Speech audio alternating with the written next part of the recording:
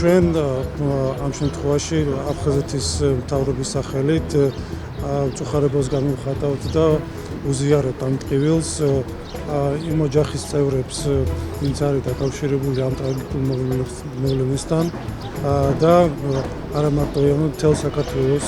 ეს არ არის პირველი შემთხვევა მსგავსი ტრაგედიების საოკუპაციო ხაზთან იმ ძალადობრივი და არახუმანური საოკუპაციო რეჟიმის რომელიც გრძელდება ოკუპირებულ ტერიტორიაზე სრული პასუხისგებლობა ამ ტრაგიკული შემთხვევის შესაძლებლად დაეკისრება რუსეთის ფედერაციას, რადგან რუსეთის ფედერაცია აკისრებს და ახორციელებს ეფექტურ კონტროლს იმ ტერიტორიაზე, ოკუპირებულ ტერიტორიაზე მაქსიმალურად გავზარდოთ წნეხი ჩვენი პარტნიორების მეშვეობით ჩვენი სამშვიდობო პოლიტიკის უფრო აქტიური განხორციელების მეშვეობით იმისათვის რომ ვაიძულოთ რუსეთის ფედერაცია საოკუპაციო ძალა რათა შეასრულოს ნაკისრი ვალდებულებები რომელიც დაეკისრა რუსეთის ფედერაციას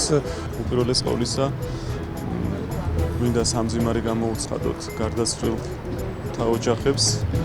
ეს მძიმე ფაქტი რომელიც რამოდენიმე დღის წინ მოხდა ჩვენს ქვეყანაში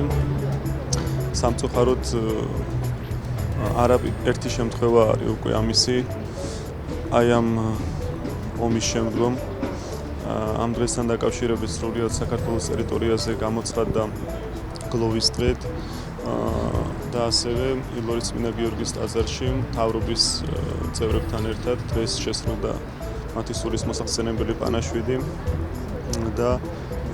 უპირველეს ყოვლისა რა თქმა უნდა შევადრეთ მათი სულის ცხონება უფალს. დღეს ილორის წმინდა გიორგის სახელობის ტაძარში